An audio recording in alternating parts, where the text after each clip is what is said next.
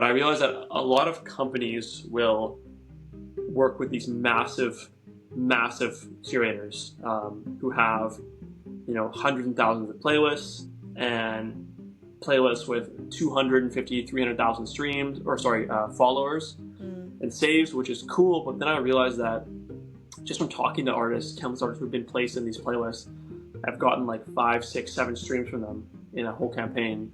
And it's because these giant playlists are usually either lifeless and they don't have much ad spend going to them, or they're just kind of dead, or you're paying for the vanity of, wow, I got in this massive playlist, but you're not actually being placed high enough to get real streams.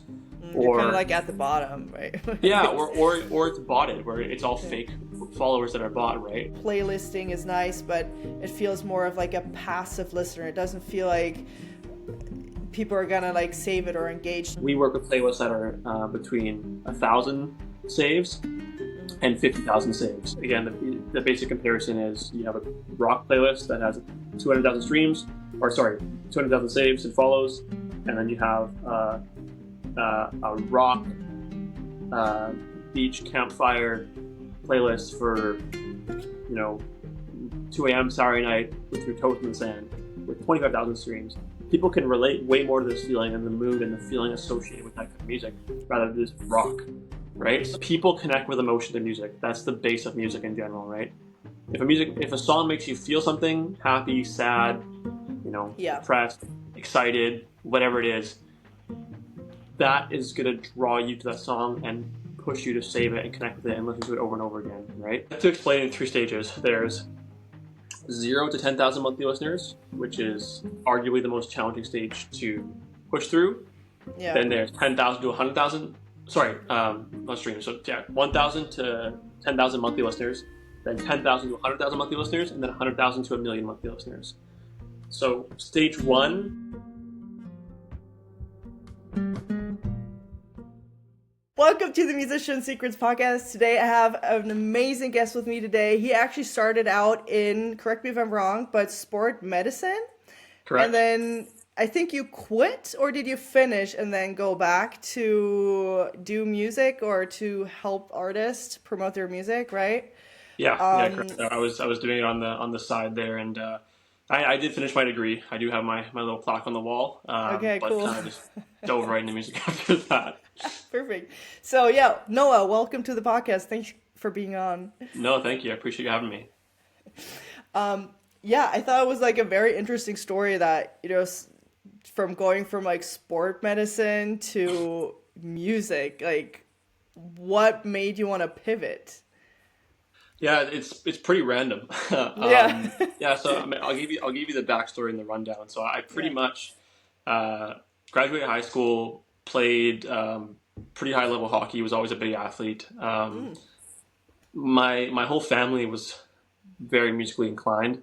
I was not, however, when I was a youth. I dabbled a little bit here and there, but I wasn't nearly as talented, I would say. So I went into sports medicine right after high school. Liked sports, and the only subject I was ever good at was biology, probably because I'm good at memorizing things.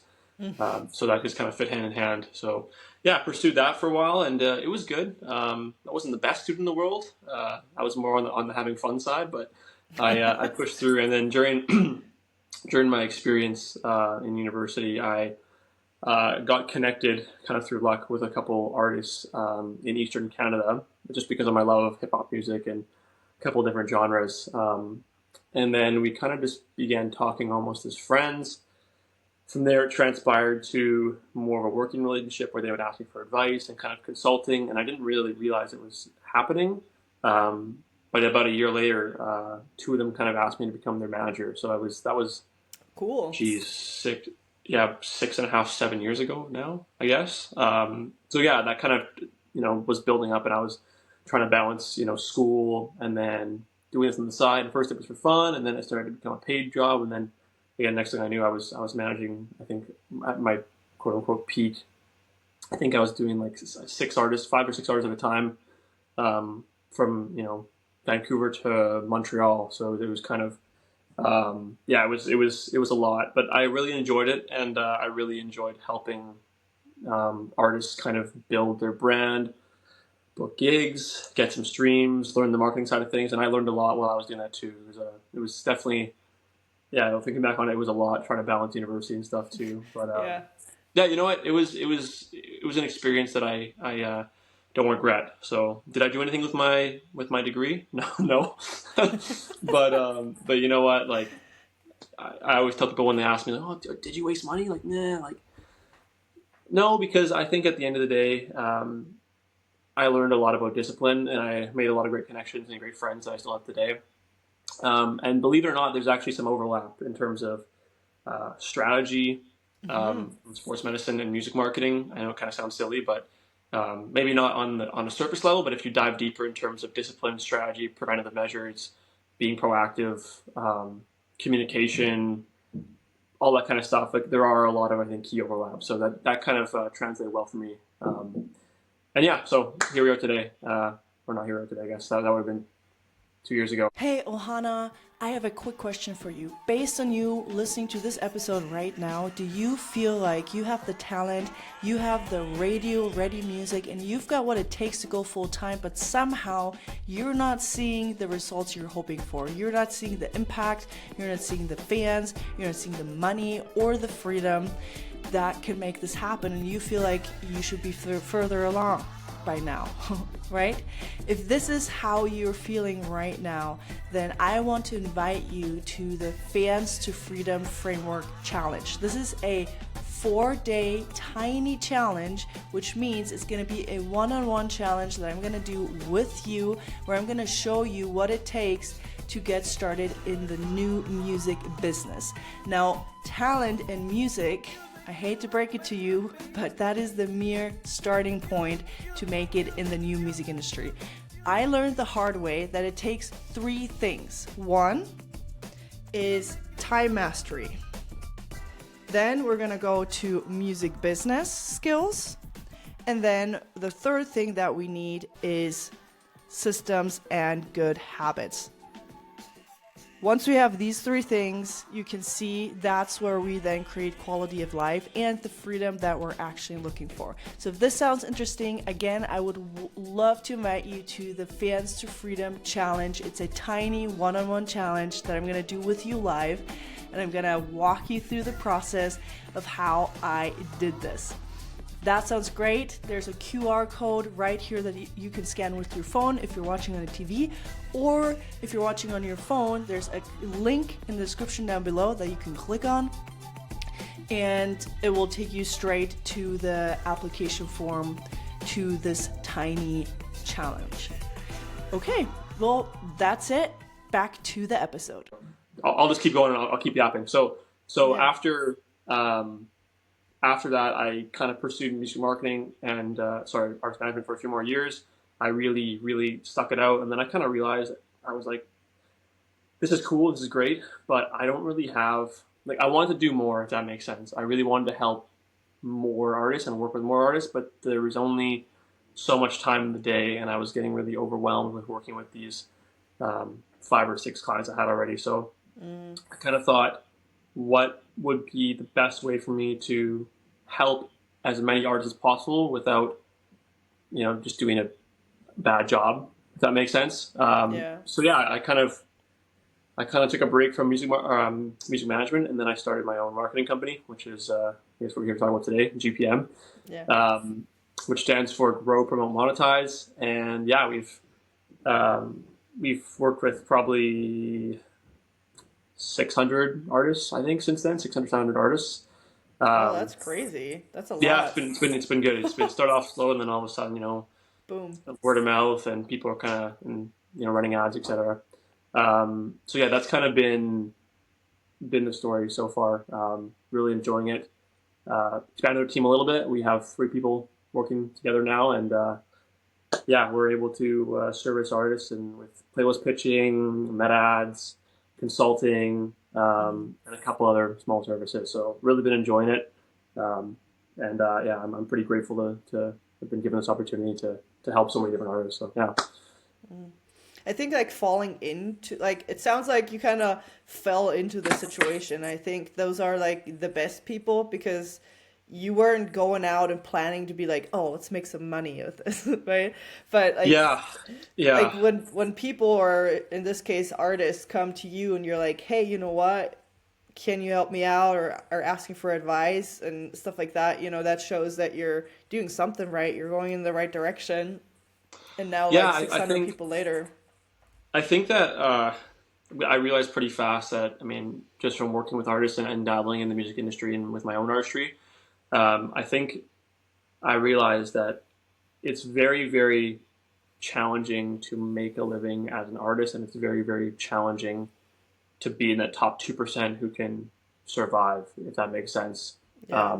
99.9% of artists I've worked with are going to school or working full time jobs while pursuing their dreams of becoming an artist. And I think that, unfortunately, in any big market, there are companies and labels and curators and managers, a lot of them kind of go a more malicious route, meaning that they realize that they can take advantage of desperate artists or take advantage of people who just really want to get, vanity metrics, or they really want to blow up or make a living, because people, your dream as an artist, right? You want to be famous, you want to make Yeah. music for everyone, you want to make a living, you want to be rich, blah blah blah. And I think it's not that it's not feasible to do, but it's a lot more challenging than a lot of people think. And I think a lot of companies take advantage of that, and that's something I really wanted to stand against when I kind of created my company slash agency.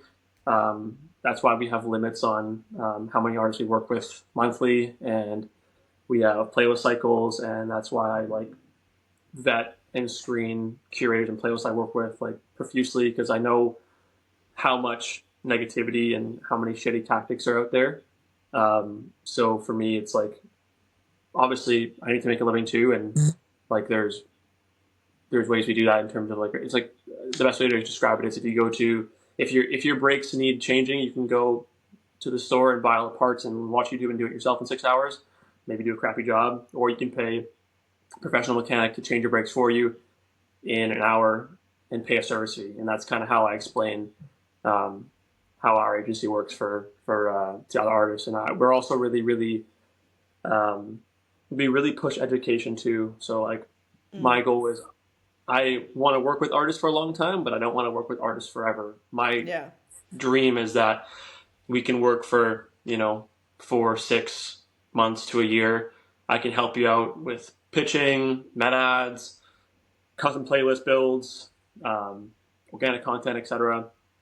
And during that time, teach you so that you can learn and hopefully one day do it yourself, or at least have an understanding where, when we're working together, you can also contribute. Hey, I want this done, or hey, can we try this, or hey, can we do this?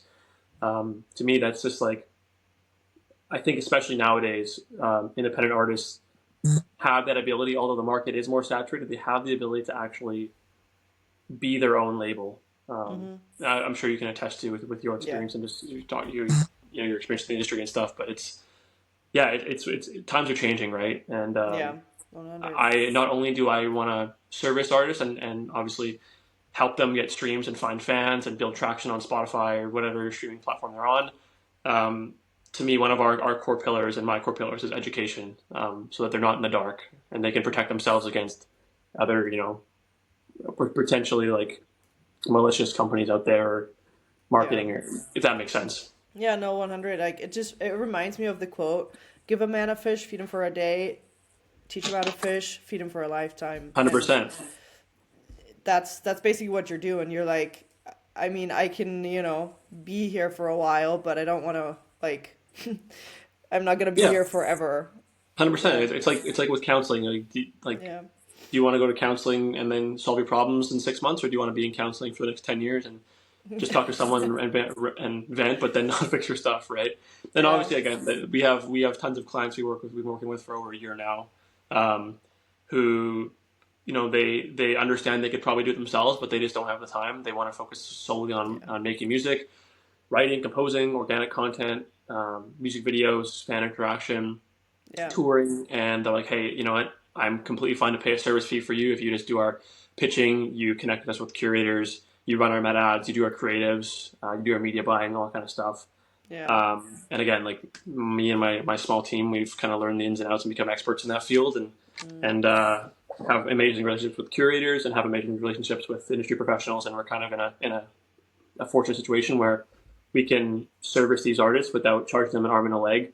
Um, but in the same time, again, we can make sure make sure that we were able to survive as well. I guess if that makes sense. Will sustain your Um, company. I mean, at the end of the of day, it is a course, yeah, business. There's nothing wrong with, you know, charging when the results are pure.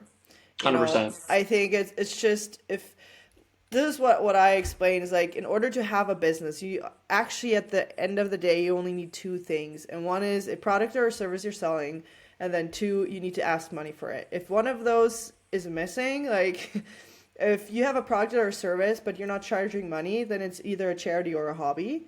But if you're asking money but you're not providing for a product or a service, then you're a fraud, right? Yeah, So it's just those are the bare minimum. Obviously, there's more to a business, but if I just boiled it down, like if I explain it to of course. musicians, like these are the two things that you need, right? And I don't know if you know about Russell Brunson, but he says people who pay attention. And I True. didn't believe in this before. I was just like, this is just just there's crap for them to justify to charge money, right? Of course, yeah. And then I a couple of years ago, like 2 years ago now, I took over the family business. I managed it and was basically like a health space. Like it was during COVID, when there was like a lot of people had like problems with breathing, and so they like had Sure. asthma and stuff, and so they would, if they had something chronic, they would come to us and we would like help them. And Cool. here in Okay. Germany, they're you when like from your paycheck, you need to pay health insurance. Like it's not optional here. Gotcha. Okay. And so you gotta pick whatever health insurance company you want I think that you Canada is can very choose. similar. Is it something like that too? Yeah, yeah. It's free healthcare, Yeah. but it comes out of taxes and stuff like that. So I feel like Yeah, it's yeah, yeah. So you got to pay for it, and then you get certain benefits, right? So if I have to go to the hospital, basically it's paid for, right? You get like this yeah, card, you bring it, and then you don't have to pay for that, right? makes sense. Okay. And so that was like one version to pay for our service, and the other one was privately. So if for some reason health insurance was like, nah, we already paid for a different service, we're not paying for this one again, you got to go, like if you want to go, you got to pay privately, right? So those were Yeah, basically makes the sense. two options. And so again, people who pay attention. So these people had pretty much the exact same thing. Like they were here for 3 weeks, 2 to 3 weeks. We paid for, their room to sleep. We paid for their food, breakfast, lunch, and dinner. We paid for the physiotherapists, the doctors, their whatever they were Oh wow. having, Okay. therapy. Like we paid like all of it, right? And then who do you think? And they were pretty much identical. Obviously, depending on what they had, we had to uh, adapt like therapy depending on you know Sure. what Yeah. they needed, but it was pretty much 90% of the time was identical. They got the same food, they pretty much had the same rooms. Who do you think complained the most? Like if we got complaints, I can who do already you think? guess. Yeah. Yeah. It sounds like. Yeah. It's funny. It's like it's not funny, I guess, but when you go above and beyond for someone, obviously you don't expect to be quote unquote paid, but it's part of the service, and people who are like you pay for you pay for prestige service, right? You that Yeah. when you go above and beyond and you do that and you put that effort in, if you're good at something, never do it for free, right? Yeah, yeah, So, yeah, yeah. No, but it, um, it was just interesting because the people that they didn't pay anything, they paid like €10, which is like oh what, wow, $12 a day. yeah, yeah, That was okay, it. And the other ones paid full, and we're talking about like between 7 to 10,000 euros, which is like and $15,000. the 12-year-old group probably complained, right? Is that the Yes, ones? Yeah, they okay, complained that makes because sense. the people who paid out of their own pocket, they showed up on time. They came to every single training, to every group session. They did their exercises. They did like everything. They're like, okay, if I'm Makes paying for sense. this, I need to get everything as much as I can out of this, right? And so they took it Yeah. way more seriously than the second group that got it paid for. And they're like, oh, well, then, I'll just chill. I'll come 10 minutes late. I don't need to Yeah. do the Yeah. Yeah. exercises. So now I stand behind this, like, people who pay attention. You're doing them a disservice if you're not charging. I think that's the only reason I went to university is because I paid so much money for it. I was like, I might as well show up and try. Exactly. Yeah, no, that That that makes sense. motivates you. And it's funny because we're trying to, when we started, a couple of years ago now, I was trying to really figure out, okay, what's like the best pricing for the services? How do we, Yeah. make sure people, aren't being again upcharged like crazy, and but how do we also survive and make a living? And I think we found a really good kind of grounds for that now in terms of percentage and so on. Just because Yeah. I think it to me morally it's not when you know the margins, it's not right to upcharge like crazy, especially with a vulnerable group like independent artists who need to learn and grow Yeah. and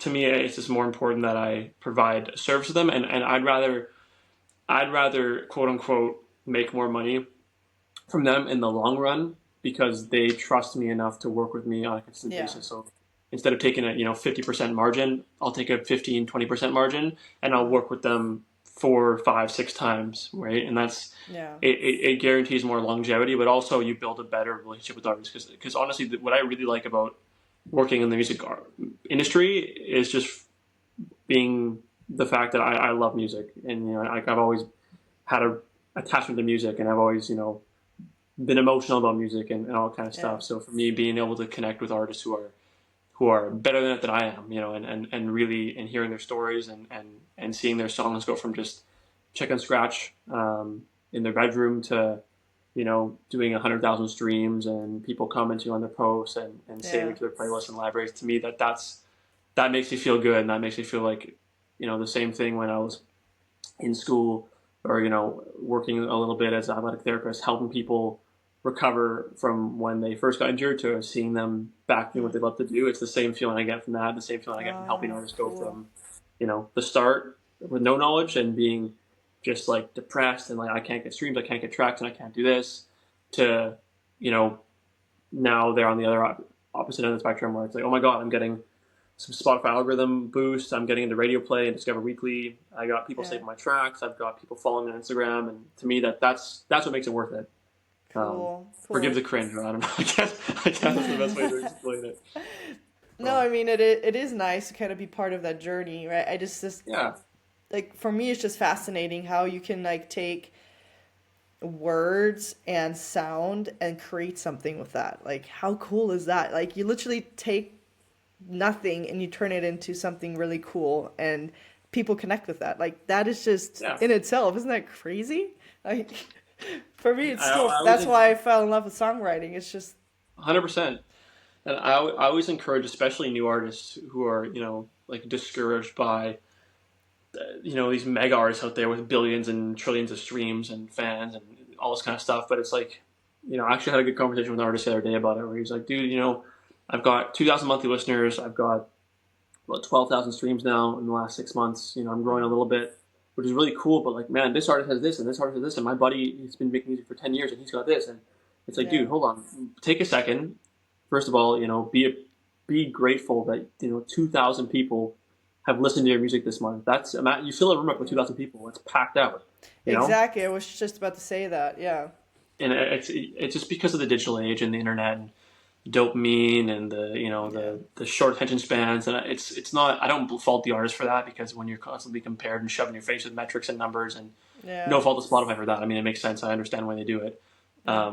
But it's like, yeah, it's tough and it can be demoralizing. But I think all artists start somewhere, and when they start to slowly realize that, wow, my music has been listened to 10, 20, 30,000 times. That's a lot, you know? Mm. So obviously the goal is to keep pushing and hit more goals and, trigger the algorithm and get more metrics and kind of keep progressing as an artist. And part of that progression, of course, is metrics, right? On Spotify and or Apple Music, and it's the numbers, which is Yeah. important. You can't deny it's important, but yeah, just taking, I guess, taking a moment to stop and smell the roses and realize how far you've come, from writing in your kitchen or your bedroom to, recording your first track or putting out your first album, and then seeing like, wow, 2,000 people have saved my song and added their playlist on Spotify, and they're driving in their car, they're listening to my music, or they're going to sleep, they're listening to my music, Yeah. and they're having human experiences, and my heartfelt story or song or beat or whatever it is a background and part of that experience that they're experiencing, if that makes Yeah. sense. And to me, like, that's just like mind blowing to think of, that your art is influencing them and having a positive impact on their day or their life or whatever's going on. So that's what I really try to drive home with artists. It's not just all about having a million streams and driving a Lambo from making a viral song. There's a Yeah. lot more to it than just what you see on the internet. So What that's do my you spiel, dude. say? Yeah. What do you say is the process? Like, if an artist comes to you, what do you like typical? What's like your framework or the system where you're like, okay, we got to do this and this and this and this and For this? sure. So I made a fancy name for it. Oh, cool. I I call love it fancy names. I call it the Spotify Targeted Integration System, and Okay, essentially interesting. it's fancy lingo for a pipeline that my team and I developed, which is essentially taking them from playlist marketing to meta ads to either a custom build playlist or organic maintenance and content. So I like to explain it in three stages. There's 0 to 10,000 monthly listeners, which is arguably the most challenging stage to push through. Yeah. Then there's 10,000 to 100,000. Sorry, not streamers. So yeah, 1,000 to 10,000 monthly listeners. Then 10,000 to 100,000 monthly listeners, and then 100,000 to a million monthly listeners. So stage one, I think playlist marketing is probably, in my experience, just from working it for years and also doing it for myself, my own music, and for my the artists I was working with at the time, their music. It's the safest and most reliable way to get in front of new fans and bring traffic to your whole catalog. The reason being is that it's it's affordable. It's not going to break the bank if you're a new artist, and also you're driving traffic without ad bias towards multiple songs of yours. So and maybe again, I'm sure you're familiar with it, but for any artists who aren't familiar with playlist marketing, how playlist marketing works is essentially you pitch your music to curators of playlists, and these curators will put your music in their playlist alongside other mainstream artists or other artists who are similar to you. And then if they're ethical curators, and again, we only work with ethical curators, they'll grow those playlists either organically or with meta ads on Instagram and Facebook. And those playlists will then have active traffic from those meta ads going to the playlists. And the meta ads themselves can be anything from, say this playlist is really good for late night driving, or this playlist sounds like this artist, or there's lots of different tactics and targeted ads you can use, and that's talk for a different time. But essentially, you drive traffic to those playlists, and then fans who are coming to those playlists searching for new music or searching for music that fits the vibe of the ad they already clicked on, discover your music inside those playlists and are like, wow, this artist fits this mood, or wow, this song is great for driving, or this song is great for parties in the summer, or when I'm feeling sad, or when I'm whatever it is, right? So that's how playlist marketing works, and it's really great because again, it bypasses the ad bias, the single ad. Oh, I don't want to click on an ad to go to this guy's song. You're actively going to a playlist which isn't associated with just one artist. So that's the power of playlist marketing, and also it's affordable. And then you can get multiple songs, so you don't just have to grow one song like a meta ad. You're growing 3, 4, 5, 6, 7 different songs equally, if that makes sense. So Because that's stage one.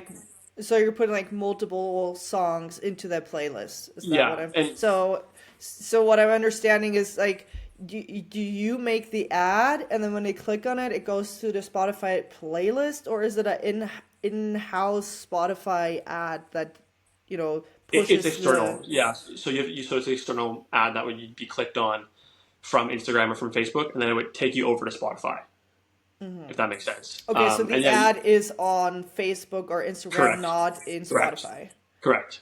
Okay, Yes. now I got you. And organically, sometimes they're grown through like TikTok or Instagram comments. Like, there'll be a popular song, and a curator would comment like, "Hey, I made a playlist that sounds just or has a bunch of songs like this, or for when you're feeling this mood, or sounds like this artist, and then people will save the playlist from there. That's another. It's a little more time consuming, but it's another way. It's called SEO growth essentially. So you're growing a So playlist through who keywords and through comments. pays? So who pays for the ad then? Because if because the playlist isn't yours, right? It's like a No, curator. the curator pays for the ad. So the Oh, curator, yeah. So I guess what the best way to explain it with us is because we're a third party service, unless we're doing a custom playlist build, which is again something we do for artists, where we grow an artist's their own playlist, and we essentially like work with them and helping them grow it themselves, and then putting their entire music catalog in there. yeah. That's the service we offer too. But for the pitching, yeah, we network with the curators. They grow the ad themselves. We vet the playlist to make sure they're safe, bot free. And that's another topic we can get into after is the whole artificial streams and bot. That's a nightmare. But yeah, we're very, very, very, very careful about who we work with and the playlist we work with.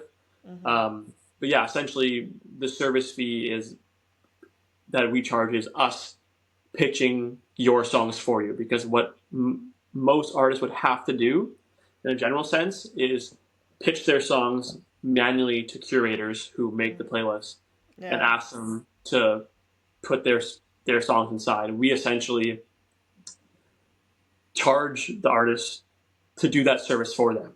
Yeah, because you So already by have the the connections, right? This is what you do yes, all day. So exactly, it's and a so lot of much sorry, go more ahead. work to like find the right curators. Like you said, some have bots, some are like sketchy, some are like you don't want to Yeah. be if you're in the wrong playlist, you don't want to be, you want to do don't want to do that either.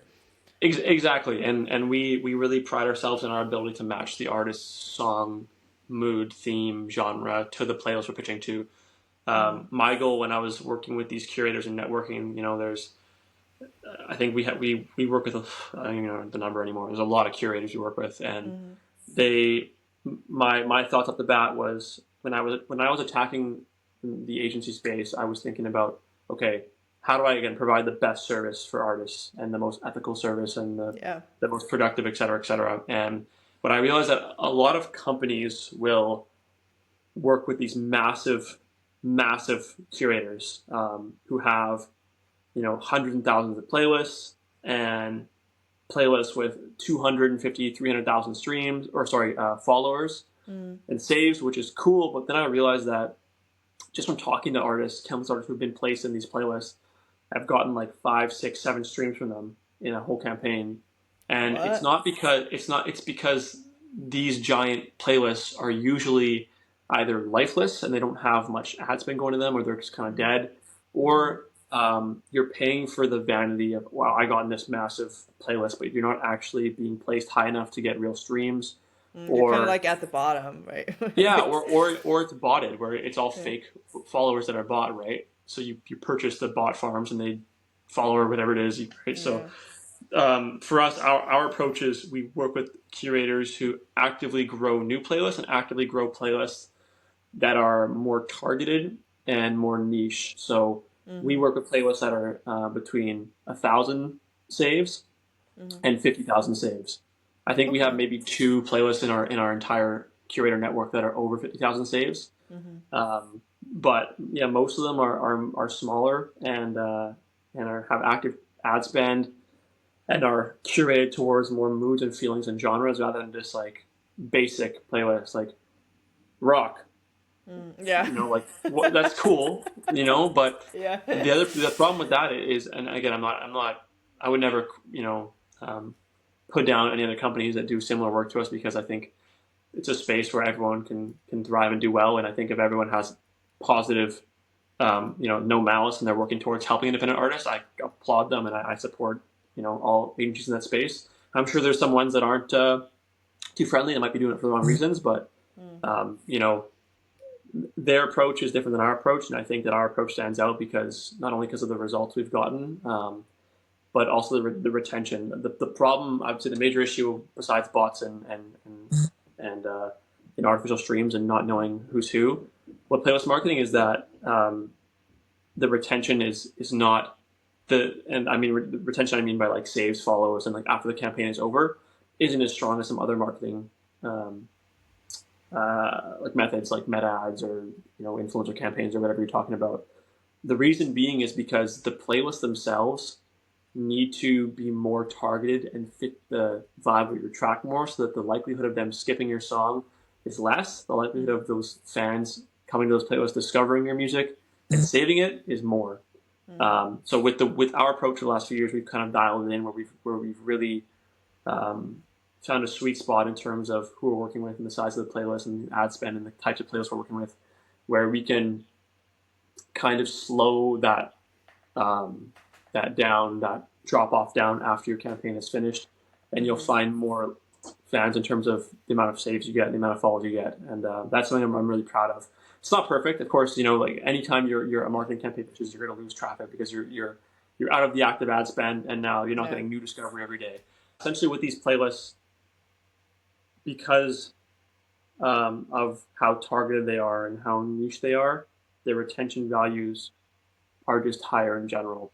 Again, the basic comparison is you have a rock playlist that has 200,000 streams, or sorry, 200,000 saves and follows, and then you have a rock beach campfire playlist for 2 a.m. Saturday night with your toes in the sand with 25,000 streams.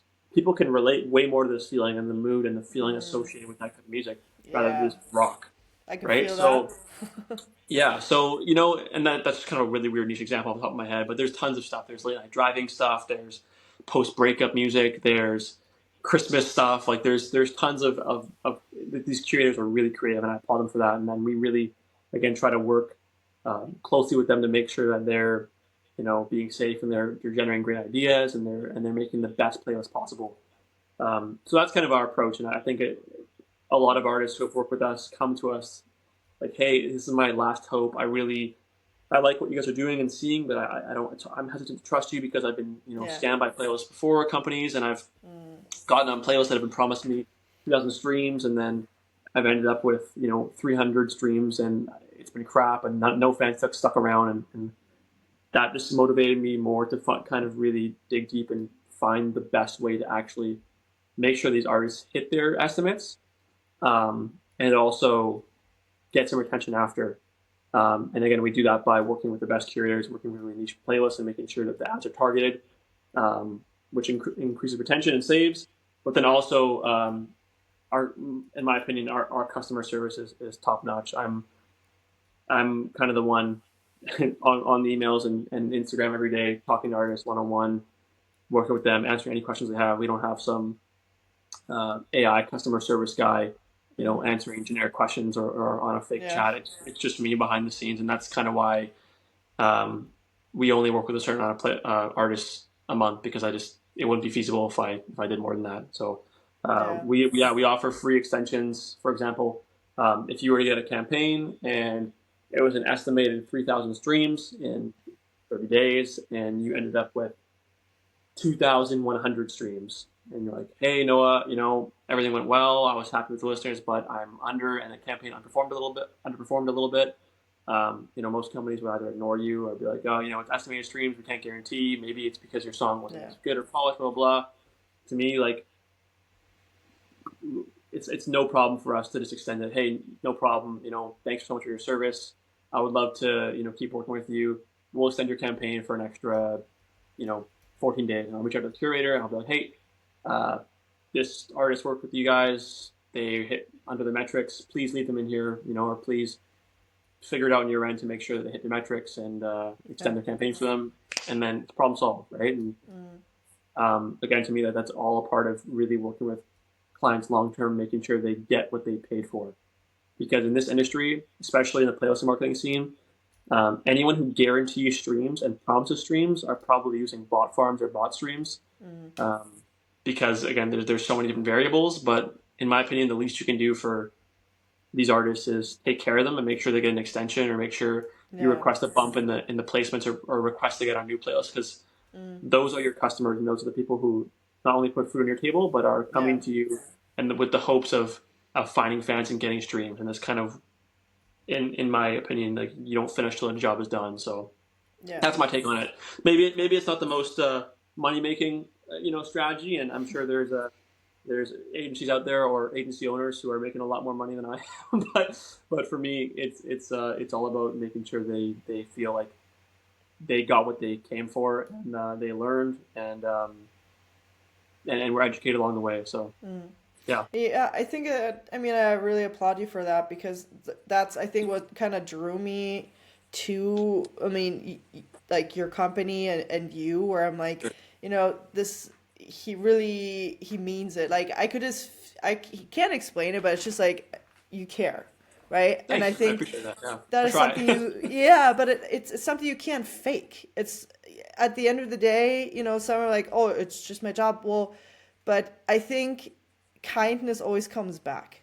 Um, I agree. and it's it's word of mouth is a big thing. Like that is something that will come like at some point it's gonna bite you in the behind. Like if you have bad word of mouth, like there's no amount of ads that can save you from that at some point. Like if it's I like agree. at that point where it's like you can get away with it for maybe a couple of months, a year or two or whatnot, but at some point it's gonna catch up and then art and I think artists are more on the fence, period, but you can't fake caring. I Caring for agree. an artist. And I agree. so yeah, I But you just can. I But think it's you gotta be a very, pretty bad narcissist if admirable you're able to and fake it. Yeah. No. yeah. Oh yeah, yeah. I mean, but yeah, because I this is what I hear from artists is like, okay, playlisting is nice, but it feels more of like a passive listener. It doesn't feel like people are gonna like save it or engage. Do you feel like because you have such a niche playlist that that's why they save it? Because again, coming back to your point, if you're in this huge playlist, it's very passive, like it's just in the background, nobody really air quote cares, right? But Hmm. I feel like if it's like a smaller niche what you're doing, I feel like then people do would uh care to like save it. You're like, oh, this is a cool artist, or what do Yeah. you Yeah. say to that? Like to I artists that are think. like, yeah, it's passive. It's not. They're not converting to fans. Yeah. I think that playlisting, you're never gonna be able to fully escape the sometimes people don't save or retain properly because you're not directly clicking to an exact song like you would in a meta ad. However, what we found again just from trial and error and hundreds of campaigns with these niche playlists is that when the fan and listener is clicking over to a playlist and they're in search of an emotion or feeling or mood because of the how the ad is structured, and that playlist itself is structured towards a mood, feeling. People connect with emotion to music. That's the base of music in general, right? If a song makes you feel something, happy, sad, Yeah. depressed, excited, whatever it is, that is going to draw you to that song and push you to save it and connect with it and listen to it over and over again, right? So Yeah. the combination Yeah. of the ad creative as well, in combination with the playlist itself, um, being again niche and being targeted towards a mood or a genre or an artist or a feeling.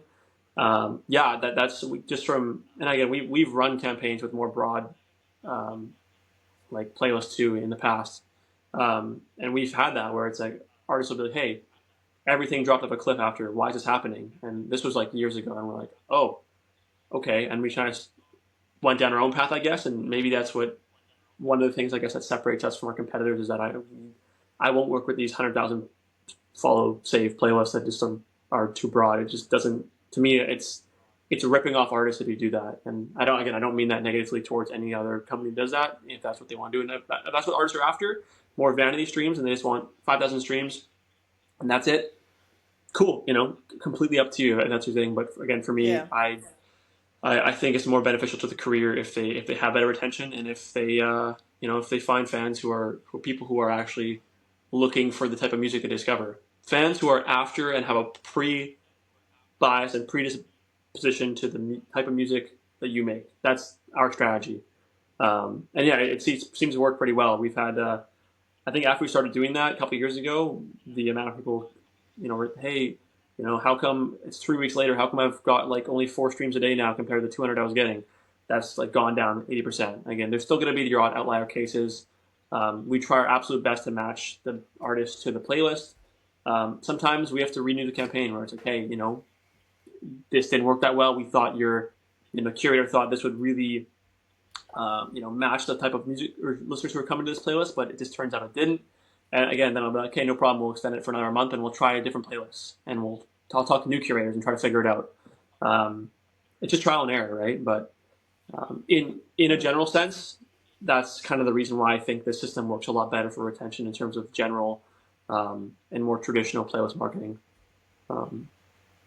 Yeah, but that's kind of where I'm at with That's very that. smart. Yeah. And maybe, sorry, I lost track of thought earlier. You were asking about our system, and maybe I'll kind of follow up with that now because I Yeah, kind so of just I got. was just gonna come back to that. So this Sure, was yeah. yeah, that was step one, right? That was So step what one. is step two? Yeah.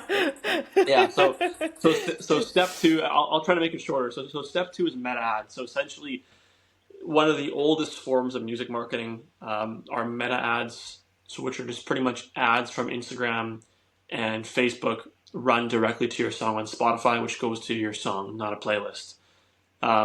This is really good in my opinion. This is probably the strongest marketing tool artists have access to it for saves, follows, and retention. And that's because people who are clicking over to Spotify like the song that you demonstrated or the mood or whatever you're demonstrating in your ad and directly clicking over from a landing page to your song.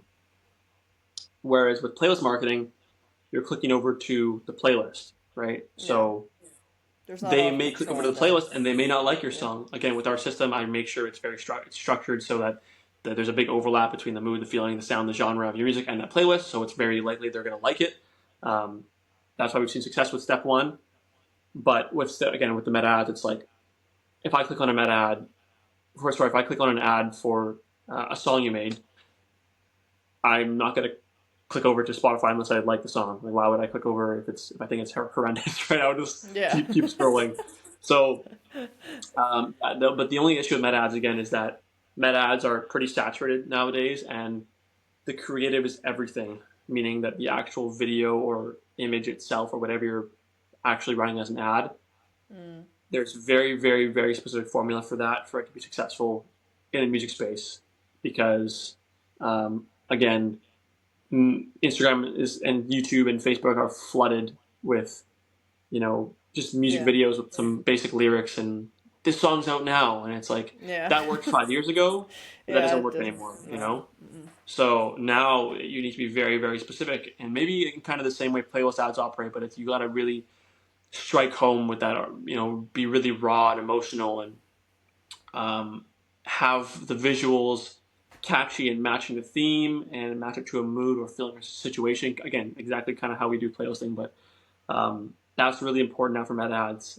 It's a service we offer that we don't advertise on our website. The only service we advertise on our website is anime edits, which is I won't get into too much, but essentially it's just like we get your music kind of in the anime community, AMVs it's called, which are like music videos edited with your Okay, song interesting. over.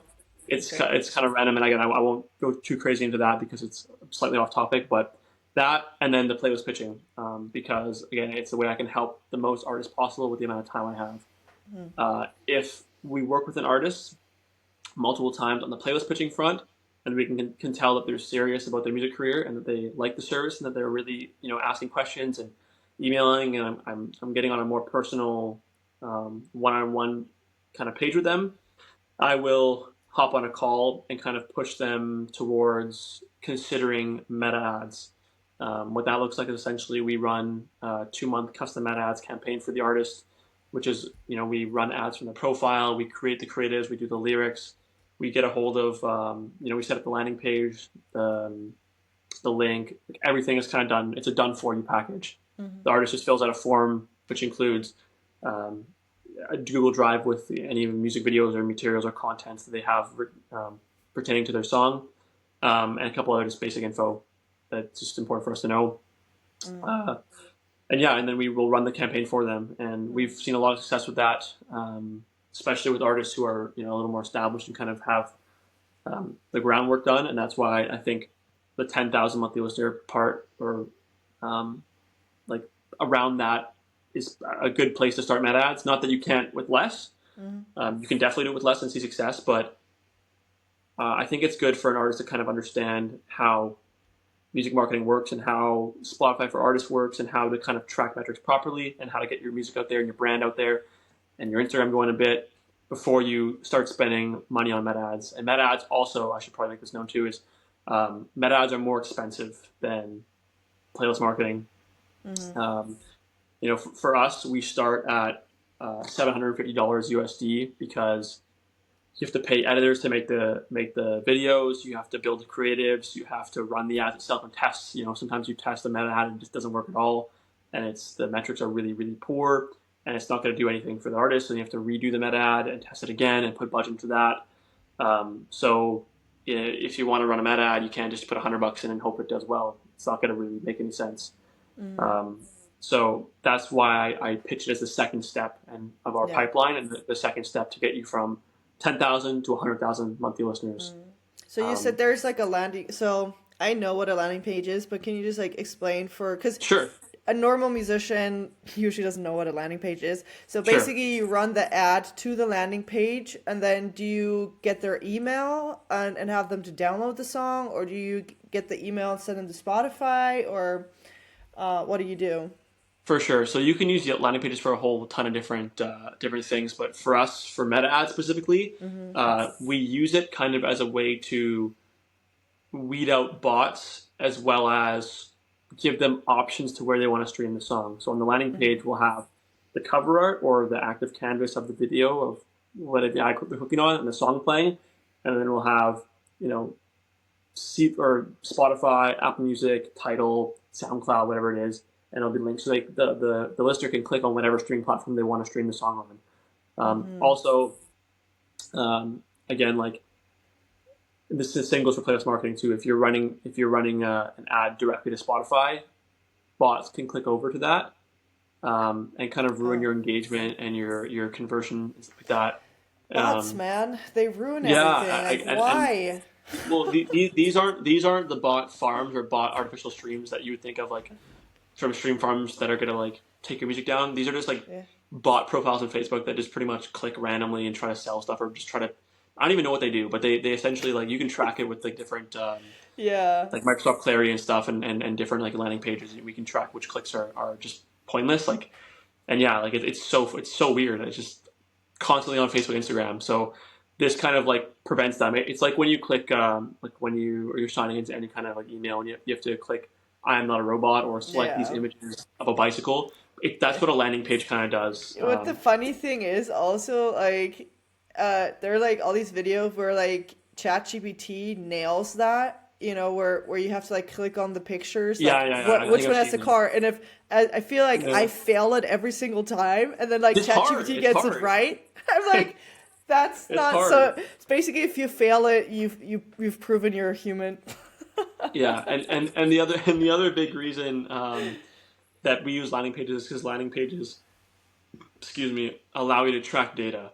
Mm, So you can kind of see clicks so clicks on the landing page versus clicks through the landing page to Spotify, right, or mm, to wherever you're landing. So that's yeah. kind of another really important part of landing pages. You can track metrics and see, okay, this song, this meta ads campaign I'm running has a ton of clicks on the landing page itself, but not a lot of clicks over to Spotify.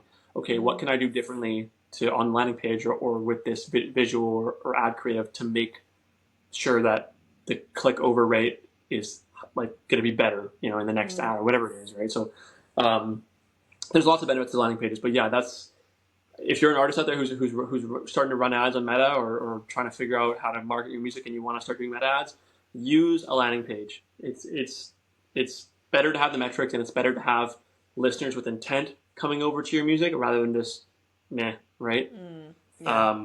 That's what I recommend. I know companies and artists who don't use it and they're like, I don't really care. I'll just whatever. I'd rather have more traffic to my Spotify than less. Cool. I mean, you can do that. It's not at the end of the world. You'll still get some fans and streams, but I'd rather track the data, and I'd rather really, even if it's a little bit more friction, I'd rather make sure that these people are have the option, one, to go to Apple Music, SoundCloud, or Spotify, because you diversify and you lose, in my opinion, you lose potential streams if you don't do that. If you just, right? But two, also you can kind of prevent the botted, dead clicks coming over, and you can also track what's going on. So that's what a landing page is. There's lots of different ones out there. I use Hyped It. That's what I've been using for a long time. I think it's a free plan. It works well. It's easy to track data. It's pretty easy to set up, and that's kind of what I go with. But do your own research. Of course, there's tons of landing pages out there. Watch a 5-minute YouTube video on how it works, and you'll be a pro. It's pretty simple. So, yeah. Yeah, I mean, there are a lot of done for you stuff as well, which I have a ton of videos on that on my channel. There you go. Check it out. Yeah. So though that is number 2. So number 1 is basically the playlisting from 0 to, Right. what was it, 10K a month, streams 10K, a month? yeah. About there. About a guesstimate. And then 10K to, what was it? 100K. 100K. Yeah. So then step 3 is now 100K plus, basically. To a million, yeah. Or to infinity and beyond. No limits. I would argue this is the second hardest part, and that's because now you're essentially going from, okay, I'm at about 100,000 monthly listeners. My stream to listener ratio is good. I'm doing organic streams. I'm marketing my music. I'm putting a budget away monthly to get my music heard and maintain my algorithmic traction, so on and so forth. I'm releasing music consistently. I'm an established artist, but I'm still not making enough money to either fully support myself, or I'm making enough money where I'm comfortable. But now I really want to take it to the next level. I want to start to potentially tour. I want to start to play more live shows and open up for guys. I want to, collaborate with more artists. I want to potentially sign a deal, which I don't really recommend, but Yeah, same. that's what you want to do, right? But this is where you're, right? This is where you're at. Oh my God! Like, I look in the mirror and I'm like, holy crap, I'm a serious artist, right?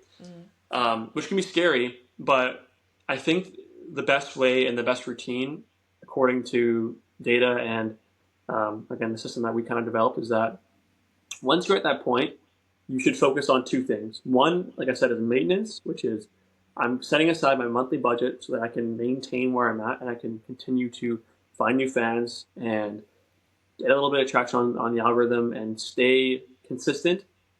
And that includes releases too, putting out, a track a month or, an EP every few months to stay active and keep your profile kind of going. And then the other side of that is, okay, how do I overcome the hump and take myself to quote unquote superstardom? Very difficult, of course. The industry is gatekept in a lot of ways, and there's a lot of friction. But in my experience, I've taken probably, I think out of the 600 plus artists I've worked with, I think I've taken 2 artists or 3 artists to over 500,000 monthly listeners, and that's just really through a combination of everything. So meta ads, playlisting, and the final nail in the coffin, which is organic reach. And I say that tentatively because nowadays the landscape changes daily for organic marketing for music.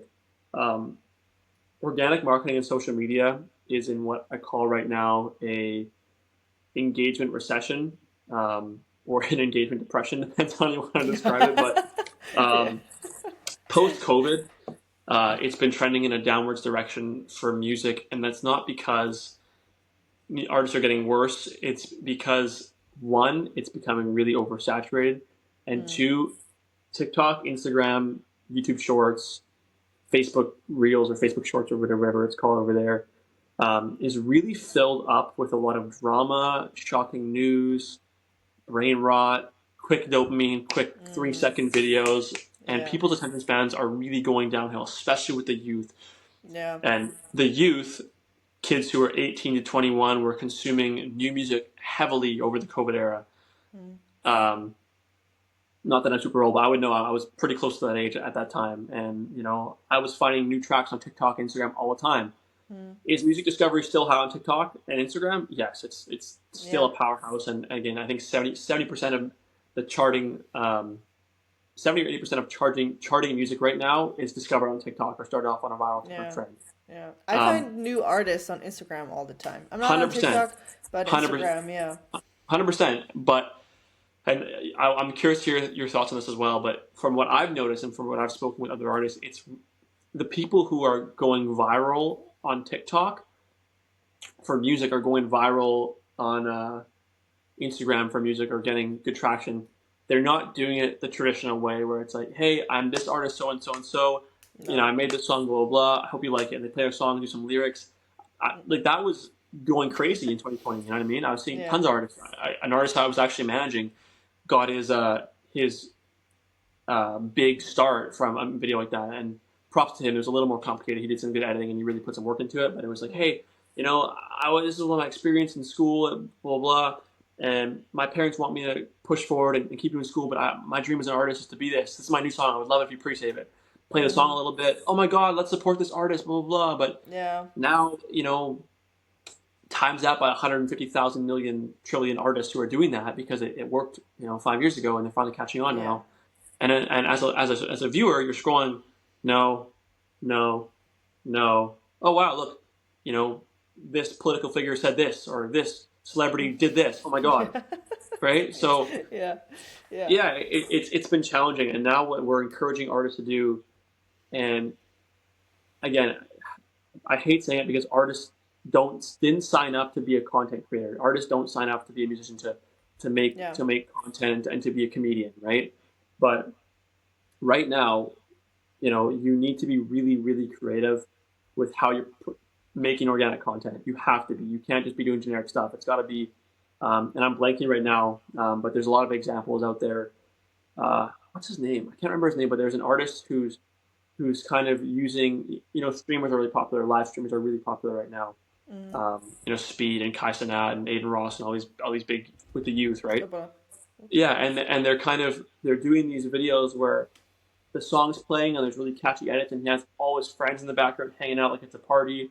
Um, and it looks like they're having a live stream, but they're really just all singing his song and he's cutting and he's wearing different clothing, hood on, hood off, you know, naked, not naked. Like it's stuff Yeah. that doesn't just and the comment of the song is a great song, super catchy, super polished, really well done. He's not going, my name is Mike and this is my song. It's going right into the song, right into the hook, cool Mm. stuff happening, and your brain's going, oh wow. And Yeah. then Yeah. same time, you know what? This is a Exactly. pretty good song. Maybe I'll follow up with this guy, right? Yeah. Exactly. And that's just an example, but there's so many different ways you could do it. But the established artists are dominating right now, and the new artists who are trying to make a name for themselves are really struggling with social media. So Mm. um, this is one thing that we're trying to continuously work on and trying to continuously figure out how can we give artists who work with us the edge, and how can we give them materials, information they can use to stand out on social media and have an edge over other artists who are kind of doing the same thing in the similar genres as them.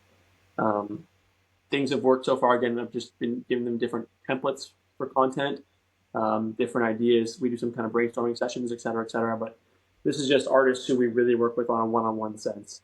Mm-hmm. And to get there, to get to I don't want to make it seem like it's an exclusive fancy paid for club, but just because of the fact that I don't really want to be a company with 15,000 employees and just do generic Yeah. service work and that's it. I want to keep it, you know, at 3, 4, 5 max. Mm. Um, to me, like I only have time to work with maybe 5, 10 artists a month who are at that stage who have gone through the 6 months of playlisting and net ads and, you know, done 3, 4, 500,000 streams for themselves with our tools Mm. and with their own stuff. And then now we're at a spot where, you know, hey, you know, hey George, we're here right now.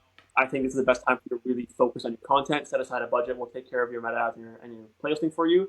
And now you can just focus solely on your organic content and really building your brand, your aesthetic. Yeah. And then we'll do brainstorming sessions and we'll help you kind of push. We'll connect you with creators, we'll connect you with videographers, and we can really push you to Mm. the next level.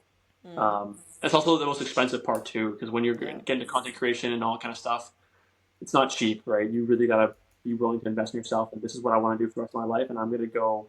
I'm gonna put everything I have into this. Yeah. And that's the But at scary this part, right? point, yeah, but at this point you're a business, right? And it took me so Exactly. long to realize this. Like as musicians, we're the creative people. Like you already said, like we love the creation. And so it took me forever to realize that I am a business. Like as soon as I want to make 100%. money, like again, the 100%. two things I was talking about earlier, the two elements that you need, one is asking for money, and as soon as you ask for money, you are a business, and it didn't clock. 100%. Like it didn't clock because as musicians, like, oh, I just want to make a living with my music, right? Yeah. But what we're indirectly saying without realizing this is what I realized. That's why I know this is because we don't realize that we're actually saying, oh, I need to become a business or an 100%. entrepreneur or start a business in order to sell my music, right? And Yeah. make Yeah. money. And it's changed so much over the years, right, compared to the 80s and 90s. And that's another good point Oh, completely. that I'll kind of expand on, maybe that a lot of uh, or influencers or creators or agencies won't talk about, is that there is 100% a route for artists who just want to do their artistry and making music part-time and making it a supplementary cash flow to what they're doing in real life. Yeah, There is 100, 100. and I'm working with a lot of artists right now who are like, you know what, dude, I make like 40, 50 grand from my music a year, which is great. I Mm. put 30 grand into it, so I'm only really making 10, 15,000, Yeah, but I'm making 15,000 extra dollars while yeah, I'm able good. to work my Good office for job or you. work construction or work in banking Yeah, or finance or whatever we're doing. It's like, dude, like, and he's like, yeah, I don't know if I should quit my job. I'm like, no, man, just like be proud of yourself that you're making that much money off your music.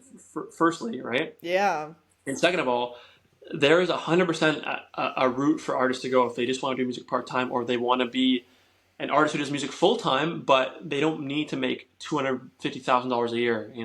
They yeah. can just, I there's an artist again who I'm working with right now, um, and she's from, I think, Georgia, and she does country music, and she's like, yeah, like I really want to go to the next level, and I'm super excited to keep pushing, and I have this much budget, blah blah blah, and I'm like, yeah, that's amazing, but she's like, I'm really busy and this and this and this, and I'm like, you can settle down and maintain 150,000 monthly listeners, and a good stream per listener ratio, and make 65, $70,000 a year profit. If you have a good stream to listener ratio and you're doing some merch sales and you're playing local tours and you're charging artists for features and you're using your stream royalties and you're pushing Apple Music and Spotify, you can make a living off that and live comfortably. It depends obviously where you live. I live in Mm. one of the most expensive cities in the world, so I don't know if that's feasible for me here in Vancouver. But yeah, I mean, between, I guess, my three hometowns between Vancouver, Seattle, and Calgary, it's not really that might not be feasible, but most places, Yeah, you can be completely fine with that. You can rent a nice apartment.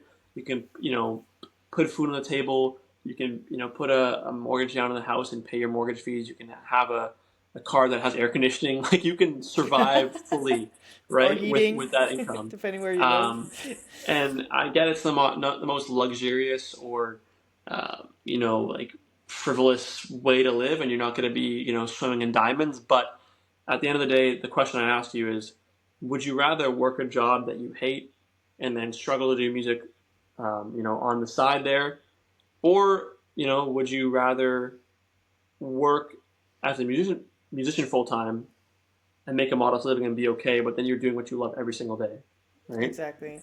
So, yeah, there's I guess, to sum that point up, there's a lot more options for you as a musician than just, I'm either going to be poor, struggling musician forever, or I'm going to be stupid rich and drive a Lamborghini to Yeah. my house in Beverly Hills. There's thousands of different stopping points in between, um, and that's kind of like something that I guess maybe is new to me to understand too, because 4 years ago that was my mindset too. Like, we just got to take you to the top, and blah blah blah. But it's like, dude, you can completely do okay and live and thrive Mm. being an artist with 300,000 monthly listeners, and doing, I don't know, like 5, 10 million streams a year, or no, that's still low.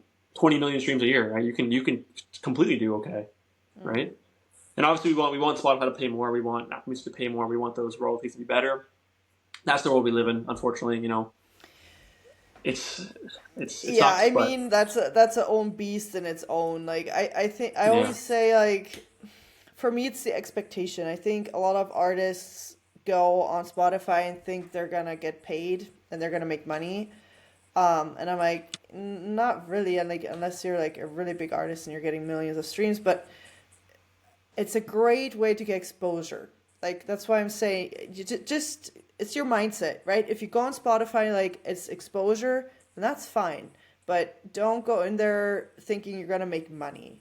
Like it's a great way to get exposure, and then I mean, the strategies are different. That's why I interview like so many different people, so you can, if you're an artist or musician who's listening to that, and you can just feel like this is resonating with you, then there's some reason that you should go in this direction, right? You can have 100%. Spotify in the front end to get exposure, and then get them off platform into your world, or you can go through a funnel for example, and then have Spotify in the back end. Like there are just so many different ways to go about this. 100%. It's just what's your goal as an artist, and what do you want? Like I agree. do you even like to go and do concerts, or are you more like, oh, I make music for like in the background for restaurants or to Yeah, chill on the 100%. beach, or it's just like what do you want, and then pick what resonates with you. And that's why I'm bringing on so many different people, because everyone has a different way of going about it. But at the end of the day, we're all on the same team and we're all helping each other out to get to the goal where everyone wants to go at the end of the day. 100%. I agree with you. And I had a great conversation with an artist. He's a guitarist in multiple bands. I'm sure you wouldn't mind if I say his name, but his name's Andrew Stout. He's a great musician, and he's really talented. He really learned a lot about um, the music industry and how marketing works over the last few years, working with different companies and doing stuff on his own. Yeah. And he was talking to me about how, and I really agree with them, is that there's that whole, again, I wish Spotify paid more to artists. As 100%. an artist Yeah. myself, as someone who's worked with Yeah. tons of musicians, it's not ideal, but there are ways that artists can still make a living with, again, with merch, with funnels, with Patreon, Tickets. Yeah. with ticket sales, with charging artists who are smaller than them for features and getting exposed and giving them the opportunity to get exposure to your audience. Yeah. There's an artist I worked with who was like very, he did well with streams, but he didn't do crazy. He wasn't making 100,000 a year. He was making like 30,000 a year, but he ended up making I think 55,000 that year because he played like 10 shows, opened up for artists in his festival, applied everywhere, traveled around a little bit, did some touring, sold some merch, really pushed his stuff on organic social media. Did like 20 features that year, $400 a feature. And it's like, man, like there's ways you can really leverage yourself as a musician if you do that. Mm. And I guess the other point to that is that, um, I mean, and this goes back to the conversation I had with Andrew, is that listeners will take the path of least resistance. Yeah. I quote him for that. It's no matter if it's Apple Music or Spotify or SoundCloud or Tidal or YouTube Music, wherever you're streaming your music from, streaming platforms are here to stay, and that's because you got. It's easy. Yeah, it's easy. It's simple, right? You open up an app, you pay $6 a month for with a student plan, and you have access to every song that was ever put out in the entire span of our human existence, Exactly. right? Yeah. And Doesn't get easier than that. yeah, and that's people aren't gonna be like, oh well, you know, artists don't get make as much, and maybe we should switch over. Maybe 500,000 people will do that, and that's great, but what about the other 1.2 billion people who are using Spotify Yeah. or Apple Music, Exactly. right? Yeah.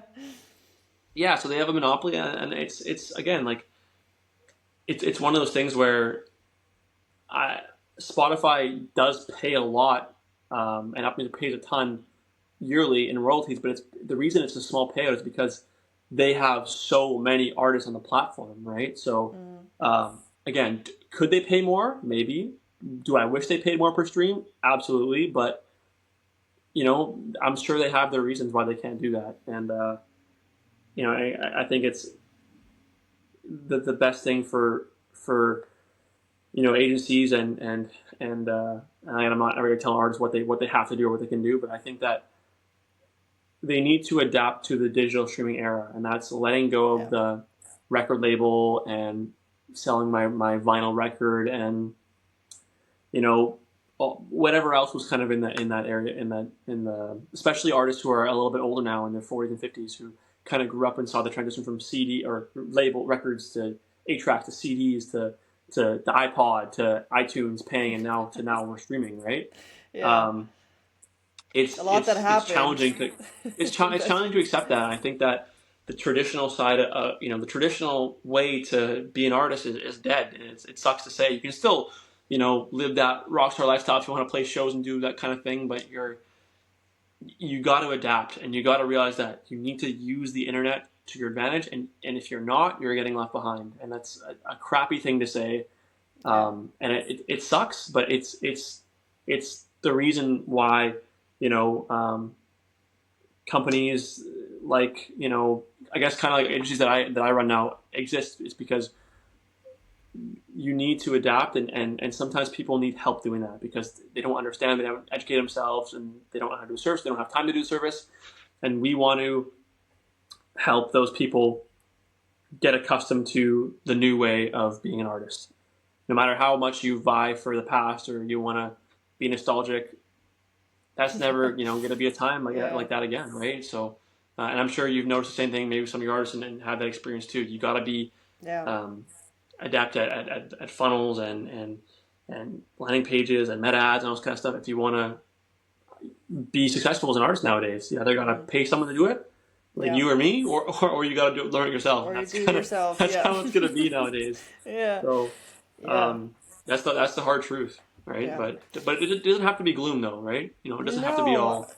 I mean, I think it's just I think I like to say it's also never been a better time to be an artist. I agree. I If you agree. figure it out, or if you pay someone to figure it out for you, just give me the shortcut, right? Then there's a lot of opportunity there. Like just think of it from a like there are no gatekeepers. I like what Nick D said. I watched the interview of him. He has like over 1 billion streams on Spotify, and he did it like all independently through TikTok and stuff. Yeah, I think I've heard of Nick before. That's He's really cool. crazy, and he said this, and this made me because I'm not a social media fan. I suck at it, but That's fair. what really helped me kind of see the value of social media was when he said, yes, the gatekeepers are gone in the sense of record labels and stuff like that. The new gatekeeper is content. And I'm like, oh, so basically when you figure out the content strategy, it's like, yeah, I figured out TikTok, I perfected it, and that's when I got like billions of streams on Spotify, and I'm like, oh my word, yes, like content is the new gatekeeper. Like if you figure that out, and the cool thing is it's the same for everyone. We all have the same chances. It's free. It's giving us the opportunity that everyone can be a musician if you put in the work, if you figure out how to do it. And that's just evening the playing field for everyone. Like before, 100%. if a label didn't like you for whatever reason, most of the time was just like, oh, we don't know how to brand or market you, even though your music is good. But they were like, nah, you're not entertaining enough, then game over. Yep, I agree, and that's why I try to really tell and preach in our content too is that um, this is the best time for independent artists to take back control from the industry and from labels because, like you said, they have the power now and they have the Yeah. tools, like meta ads, music marketing, one-on-one playlists, all that kind of stuff that they can. Before the labels were using in mass and no one knew about, Yeah. to now where you can go do that yourself and invest the money and the time and learn how to become proficient at those skills, or again pay a company to do it for you, right? Whereas before you said you couldn't do that. So Yeah. yeah, as it become more saturated and become, I guess, more challenging to get airtime, sure. Yeah. I mean, yeah, but if what separates you from quote unquote competitors and other artists is that how much time are you willing to put into learning how to do it and become proficient at it and brainstorm and come up with new concepts and creative ideas. to showcase your music to the world, and you're Mm. able to do that. There's no blockers for you, right? Exactly. Um, a lot of artists will still be like, oh yeah, labels still gatekeep and the industry is blah blah blah. And I'm not saying that there isn't gatekeepers out there and that there isn't things that you and me don't know about that's happening in the music industry. Oh, Like any yeah, major, for sure. there's Still, yeah. there's always going to be plants or whatever you want to call it. But Yeah. um, you know you can't deny the thousands of success stories from artists who went from zero to hero, like Nick that you're talking about, like the Suicide Boys, like other Mm. independent artists and groups who never had a label and just completely found their niche on TikTok or YouTube and um, just drove themselves with nothing but you know resilience, grit, and constant content and marketing and just learning how to do that themselves and sticking with it and not giving up on it. And now they're like you said, millions and billions of streams, right? And I guess Yeah. the maybe one of the biggest ones to and a little older than this era, I guess, so it was technically different. But Russ is Yeah, Russ. I'm a hip hop and metalhead. Those are my two big genres. So Okay. forgive me if I Yeah. kind of random, but forgive me if I kind Okay. of fall back on those. But yeah, like Russ, in fully independent, like incredibly well, one of the most successful independent artists of all time. Yeah. Um, and he was 100. putting out music for years, even before he went viral. Right, he was putting Yeah. out music constantly on, and YouTube was more of his thing because he went viral on YouTube initially. But Mm. you know, same thing. You just gotta be consistent, be the forefront of new content, try new Yeah. trends, and don't be afraid to put yourself out there. Because I know plenty of artists who are like, I'm mysterious. I want to do I'm unique. I have my little brand. And it'll catch on. I promise you. And it's like, you know what, Yeah. man? Like, if that's what you want to do, I am no one to tell you can't do that and become successful off what you're doing. But it's you gotta put yourself out there. You have to, you know. So you can't just shell up and put a couple songs out every 2 years and be like, I make music for the underground. And if you don't like my music, then you're a hater. And it's like, no, man. Like you gotta Yeah. give it a chance to be liked or be hated, right? Like Yeah. you know. Yeah. So so it's been an interesting few years, I guess, to say the least. The last 5-10 years of music marketing, but yeah, that's so it's a lot to think about for sure. Mm. I think like I mean Russ is like an example for like relentless consistency. Like Yeah, that you don't say. is that is just crazy, how I mean, and that's how he's seen success, but it is possible. I mean, this is basically what this entire podcast is really hope to give you hope that it is possible and it's not this doom and gloom that it seems to be. It's just shifting, right? And if your mindset is still from 50, 60, 70 years ago, then obviously those strategies aren't working today. They're not translating. But it is possible to make a living off of your music. And I talk to musicians every day and experts every day who make all sorts of money from like a couple thousand to six figures a year. That's all they do all day long. And it is possible, like 100%. You get there's tons of examples out there of people doing it. You just gotta find your path, I guess, and that can be with the help of uh, marketers. That can be with the help of third party companies. That can be with the help of just yourself. Like there's been again countless stories of artists just through like resilience and consistency making a name for themselves and making a living off music Mm. just by posting all the time and being at the forefront of content and relentlessly, like you said, relentlessly marketing. And that's the world we live in. So, For all the right. last question that I have, what is a belief that you used to have about streaming that you now completely disagree with? Good question.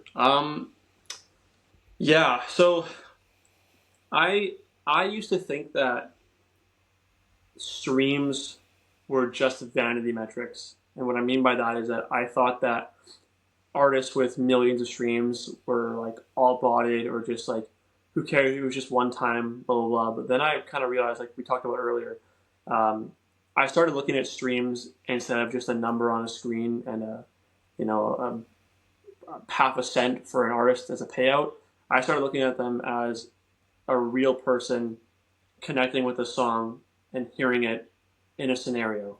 If they're driving, if they're going to bed, if they're at the beach, if they're going for a walk, if they're at work, whatever they're doing. So transitioning from thinking about streams as just silly metrics on a stream or on a screen to be jealous of or to envy or to be pissed at that you're not at a higher number than you are right now. Thinking about them as real people who are actually engaging with your music, spending time out of their day to listen to art that you made. Like the same thing a person goes to a museum and stares at art of the wall and kind of tries to compute why it's made the way it is or just enjoy it for what it is. I think of that the same way as someone streams your music. They're listening to your track, they're consuming your art, computing it, processing it, and forming their own opinions on it, which I think is like just an incredibly beautiful thing. I think that's really it's been overlooked with the digital streaming era because no one's going home and playing your record on vinyl anymore and having a glass of wine to it. They're queuing up Spotify, queuing up a playlist that you're in, putting it on their JBL or UE Boom speaker, and sitting back and having a glass of wine and listening to it off their speaker. Right, this different time, but it's the same emotional connection that's happening, just in a different era. And I think that's I think if you're to take anything from the streaming era, is that you have more exposure to that, and you're able to do that on a bigger forefront with more people. But also the beauty of that connection still exists just behind the screen now, instead of more analog. So I think that's how I've started to change the way I look at streaming, if that makes sense at all. Sorry for ranting. Maybe that sounded way too complex than it was supposed to be. But no, I mean that's what the podcast is for. This is not a 60-second TikTok or like. There we go. But yeah, that's my thoughts.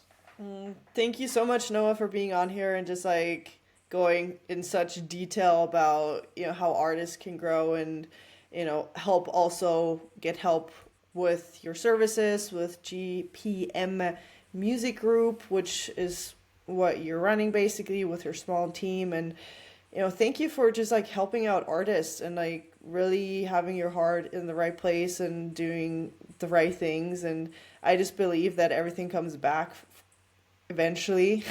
And like don't underestimate word of mouth. And yeah, you're a cool dude. So thank you so much for chatting with me. No, ditto. Thanks. Again, thanks so much for your kind words. Yeah. I really appreciate you giving me the time to kind of talk here. And I really appreciate everything you're doing as well. I think you're doing great, and look forward to chatting more and collaborating in the future. So I already have someone in mind. I'm gonna once we start recording, I have someone for you. But sure.